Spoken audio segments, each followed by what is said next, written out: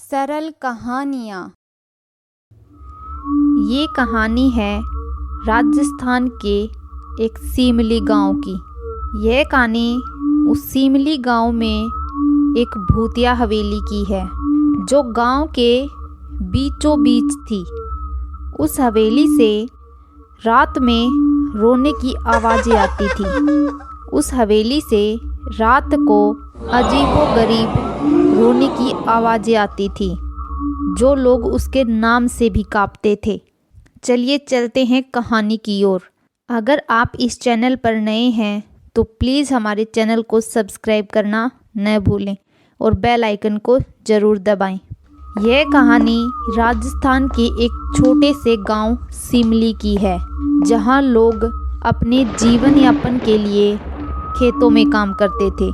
उस गांव का मुखिया सुखी राम था जिसे लोग प्यार से सुखी सरपंच कहकर बुलाते थे। सरपंच का एक बेटा था प्रमोद जो शहर में बचपन से ही अपनी पढ़ाई कर रहा था।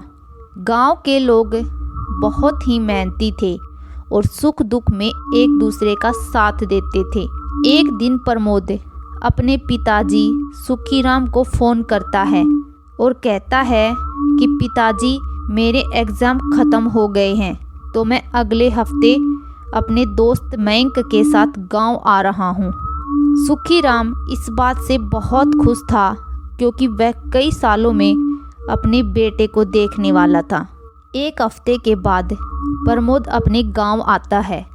जैसे ही वह गांव में आता है तो उसके चेहरे पर एक मुस्कुराहट आती है। चारों तरफ उसे लहराते हुए खेत नजर आते हैं और गांव की ठंडी ठंडी हवा और मिट्टी की खुशबू से दोनों का मन बहुत खुश हो जाता है कि मानो जन्नत में कदम रख दिया हो। उसके पिताजी उन दोनों को लेने आए थे और उन्हें देखकर बहुत खुश थे। वे दोनों को घर ले आते हैं और आते ही दोनों के लिए खाना लगवाते हैं। दोनों सफ़र से काफ़ी थक चुके थे तो उन्हें लेटते ही नींद आ जाती है। अगले दिन सुबह दोनों गांव घूमने का प्लान बनाते हैं।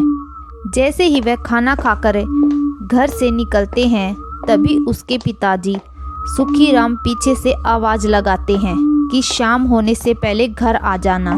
दोनों पूरा दिन खेतों में और बागों में घूमते हैं। जब वह शाम को घर लौट रहे थे तो उनकी नज़र गांव की एक पुरानी हवेली पर पड़ी जो बिल्कुल खंडर हो चुकी थी और उसकी दीवार पर बड़े बड़े अक्षरों में लिखा था कि यहाँ आना मना है। रात को खाना खाते समय प्रमोद अपने पिताजी से हवेली के बारे में पूछता है। कहता है कि पिताजी वो गांव की बीच पुरानी हवेली किसकी है और उस पर लिखा हुआ था कि इसके अंदर जाना सख्त मना है। ऐसा क्यों लिखा हुआ था वहाँ पर? पुरानी हवेली का नाम सुनते ही मानो सुखीराम को सांप सा सूंघ गया और निवाला गले में ही अटक गया। इतनी देर में प्रमोद दोबारा हवेली के बारे में पूछने लगा।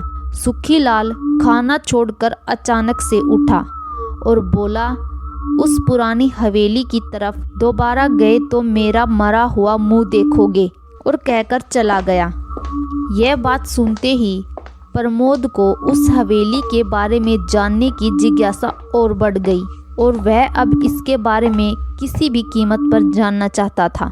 वह उठकर अपने पिता के पास गया और बोला, मैं आपसे वादा करता हूँ कि मैं उस हवेली की तरफ कभी नहीं जाऊँगा, परंतु आपको उस हवेली के राज के बारे में मुझे बताना पड़ेगा। अगर आप बता दोगे तो मैं दोबारा उसकी तरफ नहीं जाऊँगा। उसके पिताजी पुरानी हवेली के बारे में बताते हुए कहते हैं कि बात करीब 30 साल पहले की है जब तुम्हारा जन्म भी नहीं हुआ था।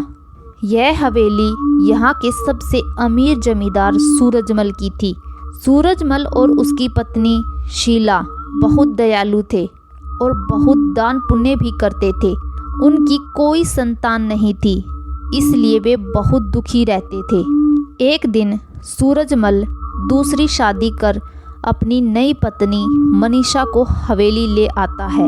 कुछ समय बाद मनीषा गर्भवती हो जाती है और यह बात जब सूरजमल को पता लगती है तो वह बहुत खुश होता है क्योंकि उसका पिता बनने का सपना पूरा होने वाला था।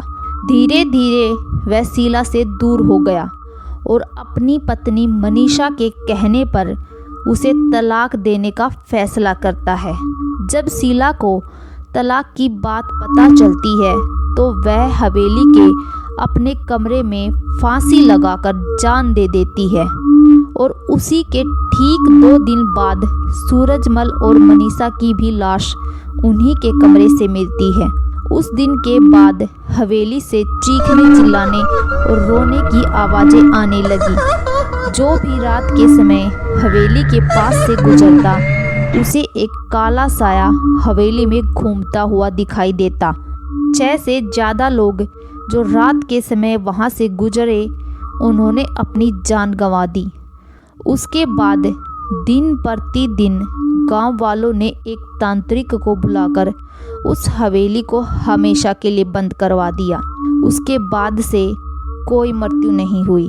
प्रमोद को अपने पिता की बात पर यकीन नहीं हुआ और वह चुपचाप अपने कमरे में चला गया और पीछे पीछे उसका दोस्त भी चला गया और चुपचाप दोनों बिस्तर पर जाकर लेट गए।